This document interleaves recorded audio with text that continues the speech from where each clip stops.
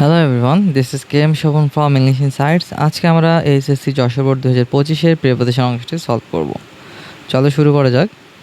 The old man told him dash his last journey dash sea, যে সমুদ্র পথে তার শেষ জার্নি সম্বন্ধে গল্প করছিলেন বৃদ্ধ লোকটি। সো লাস্ট জার্নি, তাহলে এখানে আমরা প্রিপোজিশন ব্যবহার করতে পারি অ্যাবাউট, যে কোনো কিছু সম্বন্ধে আইডিয়া দিচ্ছে। অ্যাবাউট হিজ লাস্ট জার্নি, যেহেতু সমুদ্র পথে, এই জন্য ব্যবহার করব on the sea. Okay, on the sea, on a journey, যে কোনো পৃষ্ঠ বা বিশ্বে, বিশেষ করে সমুদ্রযাত্রার ক্ষেত্রে আমরা ব্যবহার করব on the sea. Okay, so পরবর্তীতে বলা হচ্ছে দে হ্যাড সেইলড অ্যাওয়ে, তারা নৌকা বাইয়ে নিয়ে গিয়েছেন ড্যাশ দ্য সাউথ, যে কোনো দিকে, এই জন্য আমরা ব্যবহার করব নির্দিষ্ট দিকে হওয়ার জন্য preposition to. They have sailed away to the south.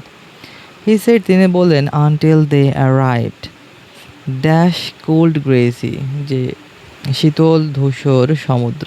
অর্থাৎ শীতল ধূসর সমুদ্র বলতে বোঝানো হচ্ছে এমন একটি অঞ্চল, যে অঞ্চল সম্বন্ধে তাদের কোনো আইডিয়া নেই। ওকে, চারিদিকে শুধু ধূসর, মানে কিছুই দেখা যাচ্ছে না, ধোঁয়াশা। সো এটা একটা বিশাল বা ব্যাপকতা বোঝাচ্ছে। সো আমরা এই জন্য ব্যবহার করব অ্যারাইভ, অ্যারাইভড ইন। খেয়াল রাখি, অ্যারাইভের পর অ্যাটো কিন্তু ব্যবহার করা যাবে। অ্যারাইভের পর অ্যাটো অ্যাড প্রিপোজিশন ব্যবহার করা যাবে। সো সেটা হচ্ছে ছোট স্থান ক্ষেত্রে আমরা ব্যবহার করব অ্যাট, যেমন I arrived at the railway station, arrived at the bus stop, এরকম। আর বড় জায়গা হলে অবশ্যই ব্যবহার করব প্রিপোজিশন ইন। বড় জায়গা হলে প্রিপোজিশন ব্যবহার করব ইন। ওকে, সো এই কোল্ড গ্রে সিস, এই অংশটা লিটারেচারের actually literary term, literary settings. এই অংশটা দ্বারা বোঝানো হচ্ছে বিশাল এমন একটা জায়গায় চলে আসছে যে জায়গা সম্বন্ধে তাদের কোনো আইডিয়া নেই। আমি তো পূর্বে বললাম। তারপরে দেখো, even the sea was frozen, even the sea was frozen, সাগরও জমে গিয়েছিল। Ice was all dash them, সাগর, আইস কি, যে বরফ, তার চারিদিক দিয়ে কী হয়ে গেছে, ছড়িয়ে ছিটিয়ে রয়েছে, নাকি জমে গিয়েছে actually. So ice was all around them, ice was all around them, অথবা তুমি বলতে পারো অল অ্যাবাউট দেমও বলতে পারো, বাট অ্যারাউন্ডটা appropriate. So dash those days, অতীতের দিন। দেয়ার ওয়ার, দেখো অতীতের একটা দিনের কথা বলানো হচ্ছে, past tense. There were no steam ships, সে সময় কি ছিল না, কোনো বাষ্পচালিত জাহাজ ছিল না।